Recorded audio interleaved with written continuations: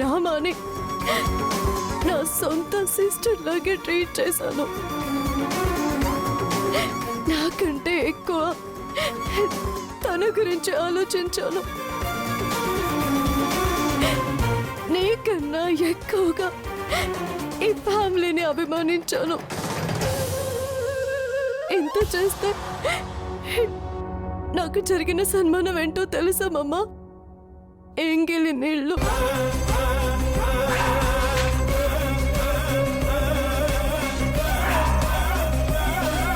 ఎంగిలి నీళ్లు నా ముఖం మీద కొట్టారు మమ్మా.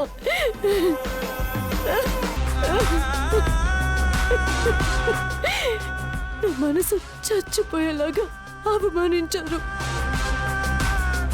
ఇంట్లో వాళ్ళు నన్ను అపార్థం చేసుకున్నా రామ నన్ను అర్థం చేసుకుంటుంది అనుకున్నాను మమ్మ. కానీ అందరికన్నా ఆ రామలక్ష్మే నన్ను ఇంతలా అవమానిస్తుందని, నా ప్రాణం పోయేంతలా బాధ పెడుతుందని నేను కలలో కూడా అనుకోలేదు మమ్మ. కలలో కూడా అనుకోలేదు. ఇంకా అవసరం లేదు మమ్మ, అవసరం లేదు. ఇంకా కూడా నేను ఆ మాటలు పడుతూ నా మనసు చంపుకోవాల్సిన పని లేదు. ఆ రామలక్ష్మి నా మంచితనానికే మచ్చ అంటించింది. నా అభిమానాన్ని ఆ రామ మంటల్లో వేసి తగలబెట్టేసింది. నా త్యాగాన్ని అవహేళన చేసింది. అలాంటి మనిషి కోసం ఇంకా నేను మగ్గిపోవాలమ్మా?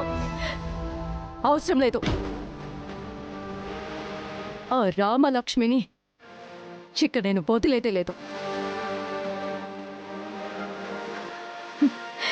చిన్ని రోజులు ఆ రామలక్ష్మి అభిమానం కురిపించే ఈ ఆద్యనే చూసింది.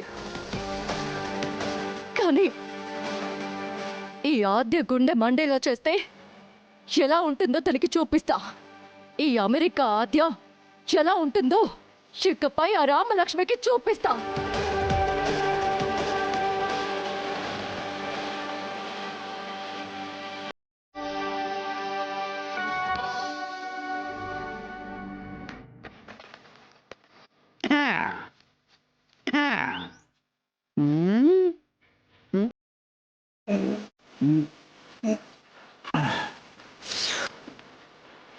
దేవుడే ఇచ్చాడు వీధి ఒకటి,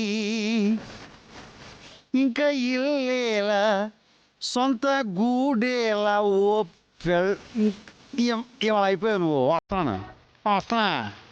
వస్తానే.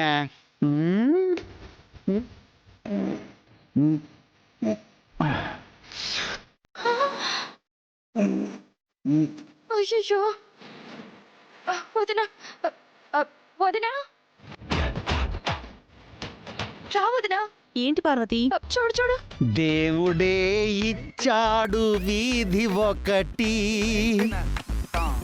ఇంకా ఇల్లేలా సొంత గూడేలా. ఓ అయ్యో దేవుడే. వదినా, అన్నయ్య ధైర్యం చూసావా? ఇది వరకు తాగితే సైలెంట్ గా వచ్చేవాడు. ఇప్పుడు చూడు, తాగుతూ తూలుతూ వాగుతూ అదిగో పాడుతూ వస్తున్నాడు. అయ్యో, అన్నయ్య ఇంట్లోనే ఉన్నాడని తెలియకొస్తున్నట్టున్నాడు. తాగబోతు సచ్చినాడు.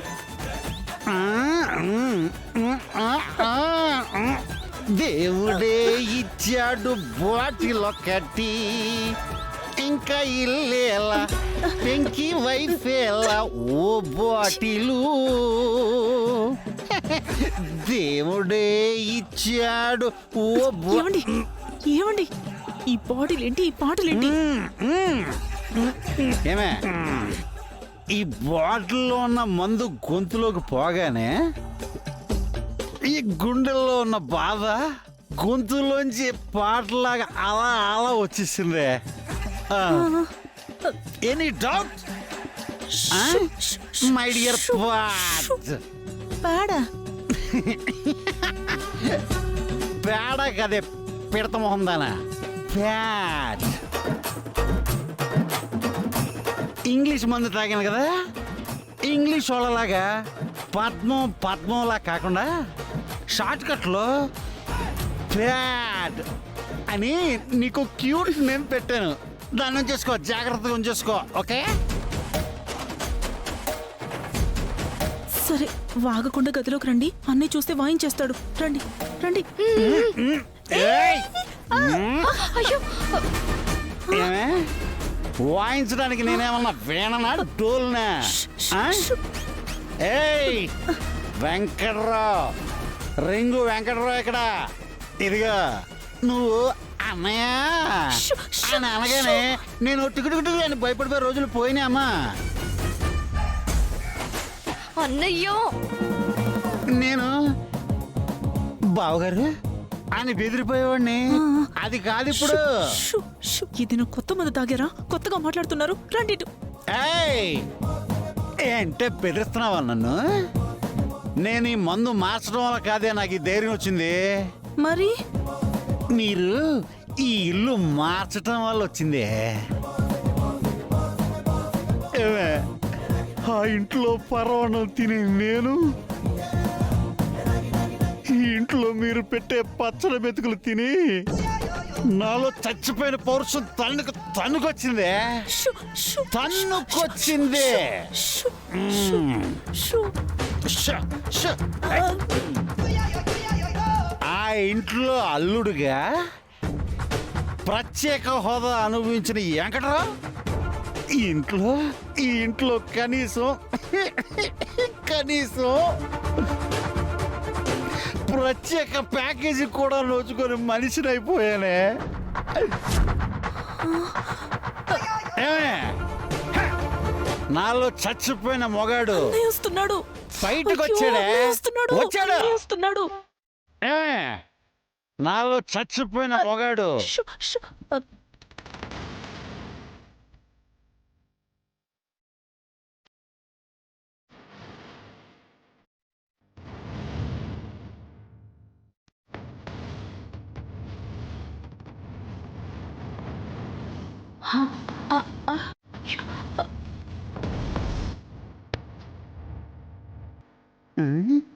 ఇవాళ ఏంటోనే మందు తాగినప్పటి నుంచి ఎటు చూసినా మీ అన్నయ్య కనపడుతుంటున్నాడే. ఏమండి ఆ? అన్నయ్య అన్నయ్యలాగా ఉండడం ఏంటి? అన్నయ్యే. పోనీ మాట్లాడదాం పట్టుకుంటే పుసుక్కున మాయమైపోతున్నాడు. ఇదిగో ఓ పని చేద్దాం. ఏమే, ఇప్పుడు నువ్వు ఆ తలుపు ఈ తలుపు రెండు మూసాయి, ఎలా మాయమైపోతాడో నేను చూస్తాను. పో పో, అయ్యో, పో. ఏమండి? సరే సరే, షూ. నేను పిలుస్తాను. అయ్యో మిస్టర్ రఘురాం, ఏమండి? ఇటు రామా, అయ్యో ఇటు రా బాబు. ఏమండి? పిచ్చెక్కిందా? నువ్వు ఉండరా? ఏంటి? నువ్వు పక్కన ఉండు. అన్నయ్య. నువ్వు ఇటురా, ఇటురా. అన్నయ్య. రా.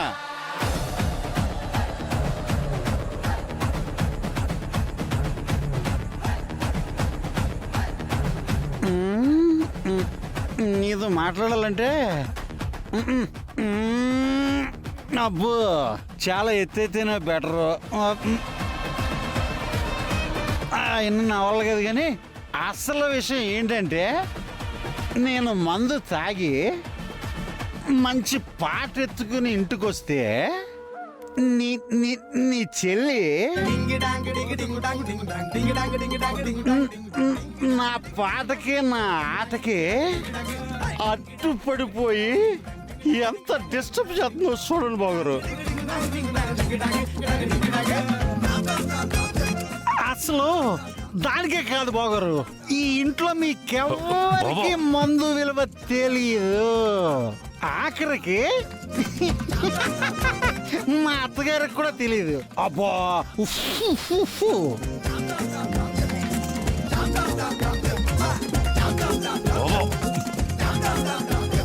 అసలు ఈ మందు విలువ తెలియని ఈ ఇంటికి నేను ఇళ్ళ రకం వచ్చినందుకు అప్పుడప్పుడు నేను సిగ్గుపడిపోతూ ఉంటాను బావగారు, సిగ్గుపడిపోతూ ఉంటాను.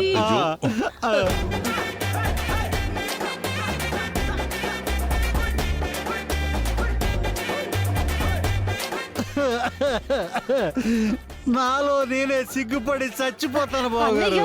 చచ్చిపోతారు. అన్నయ్య మీరు బావగారితో మాట్లాడుతున్నారు, కాస్త చూసి మాట్లాడండి.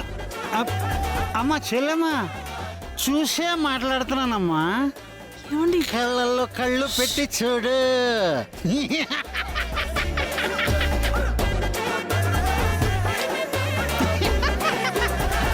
అసలు బావగారు, ఈ మందు ప్రపంచంలో నాకన్నా నాలాంటి కోట్ల మంది తాగుబోతుల కన్నా మీకే అవసరం ఉంది బావగారు, తెలుసా మీకు? అయ్యో, ఏమండి ఆ?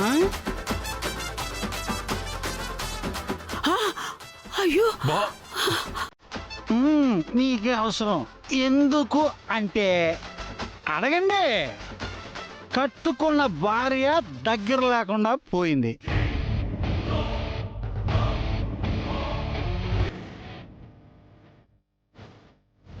కన్న కూతురు కంటే ఎక్కువ అనుకున్న ఆజ్య హక్కు అనే పేరుతో ఆస్తి మొత్తం లాగేసుకుంది. ఇంట్లో ప్లేసు పోయింది, ఊర్లో పరువు పోయింది.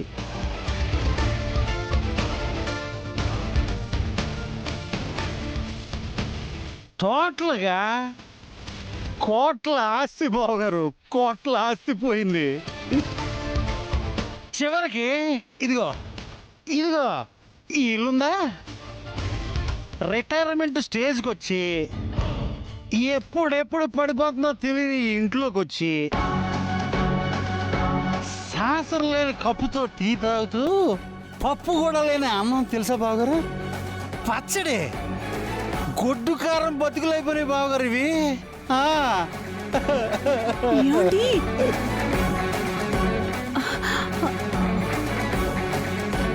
కాబట్టి ఈ మందు నాకన్నా నీకే అవసరం బాబురు, నీకే అవసరం.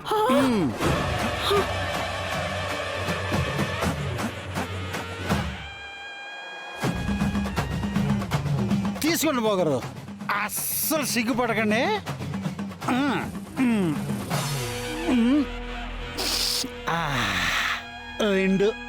రెండంటే రెండే పెగ్గలేండి, బాధలన్నీ మర్చిపోతారు. నాలుగు పెగ్గలేసారు అనుకోండి, భార్యనే మర్చిపోతారు.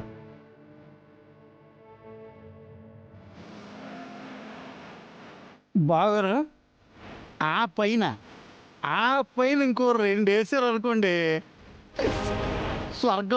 స్వర్గంలో తేలిపోతారు అంతే.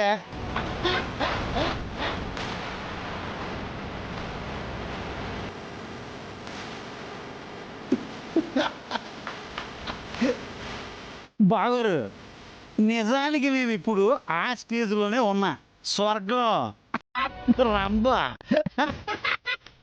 తీసుకోండి బాగారు, ఏమండి మీరు తీసుకోండి, ఏమండి తీసుకోండి ఏమండి బాగారు. దూరం నిలబడారు నువ్వు.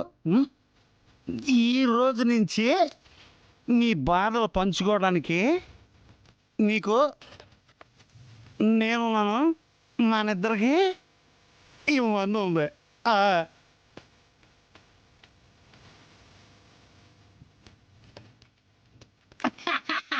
మందు మందు వేయండి, వేయండి, బిగించాలంటే ఇలాగ పట్టుకుని అలా వేసామంటే నా స్వామి రంగా స్వర్గంలో అలా బావా. అలా అలా అలా అలా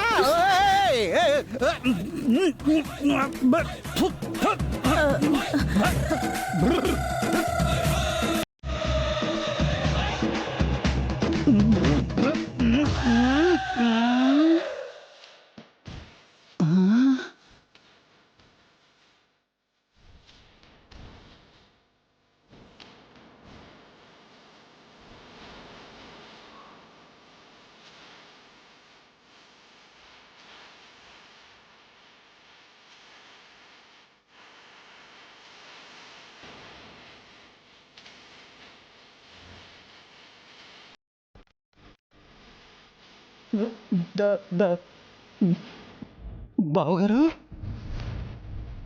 ఇది ఇది ఇదంతా భ్రమ కాదా బావగారు? ఆ,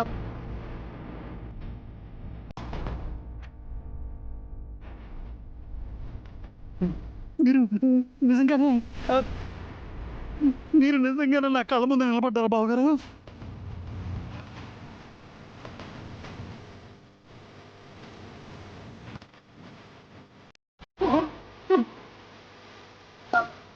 నేను ఆవేశం ఏదేదో వాగేసింది బావగారు.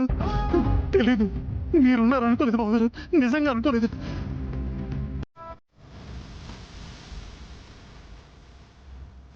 తెలియదు బాబు, నన్ను నన్ను క్షమించండి బావగారు, నన్ను క్షమించండి, నన్ను క్షమించండి బావగారు. బావగారు,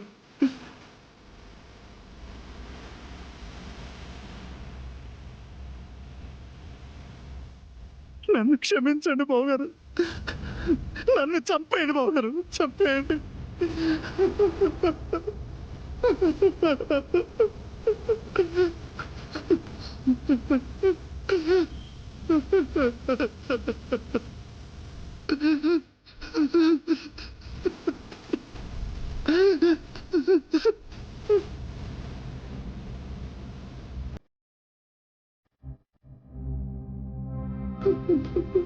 బావగారు,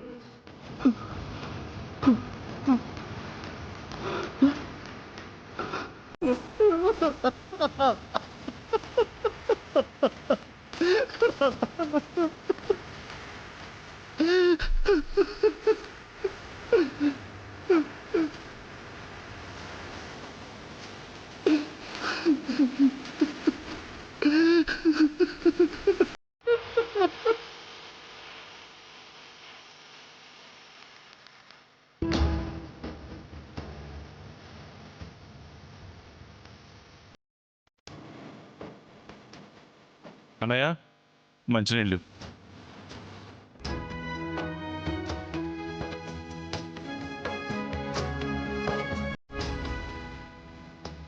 లక్ష్మయ్య ఎరువులు తీసుకెళ్ళాడా? తీసుకెళ్ళాను అన్నయ్య, కానీ డబ్బులు ఇవ్వకుండా అరువు పెట్టాడు అన్నయ్య. పాత బాకీ కూడా ఉంది, డబ్బు ఇచ్చి తీసుకెళ్ళమంటేనే బాగుండేదేమో. పంట వస్తేనే కదా డబ్బు కట్టగలడు, ఎరువులు వేస్తేనే కదా పంట వచ్చేది. డబ్బు కోసం ఎరువులు ఆపితే పంట చచ్చిపోతుంది, రైతు నష్టపోతాడు. డబ్బుల కోసం కొద్ది రోజులు మనమే ఆగితే సరిపోతుంది కదా, ఈలోపే ప్రాణాలు పోతాయా ఏంటి?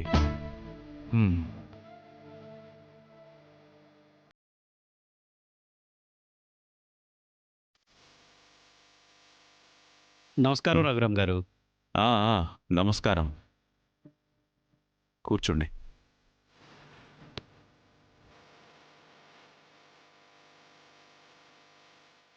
ఏంటి సార్, ఉన్నట్టుండి ఇలా వచ్చారు? ఎక్కడికైనా వెళ్తూ ఆగారా? లేదండి, మీ దగ్గరికే మీకోసమే వచ్చాం. చెప్పండి. పోయినసారి వేయించుకున్న స్టాక్ పేమెంట్ ఇంకా క్లియర్ చేయలేదు.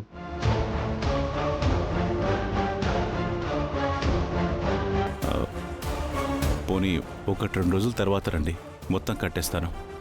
ఇప్పటికే చాలా లేట్ అయిపోయింది, మళ్ళీ 2 రోజులు అంటున్నారు. పైగా మీరు ఇల్లు ఆస్తి పోయి కట్టుబట్టలతో మిగిలారని తెలిసింది. మరి లోన్ ఎలా తీరుస్తారు చెప్పండి? మీకు చెప్పిన టైంకి డబ్బు కడితే చాలు కదా, ఎలా తీరుస్తానో కూడా చెప్పాల్సిన అవసరం లేదు కదా. కానీ మీరు అంత డబ్బు 2 రోజులని మాట చెప్పాను, నేను మాట ఇస్తే చచ్చినా తప్పను.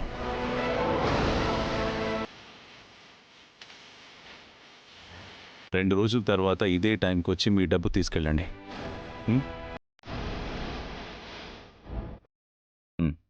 వెళ్ళండి.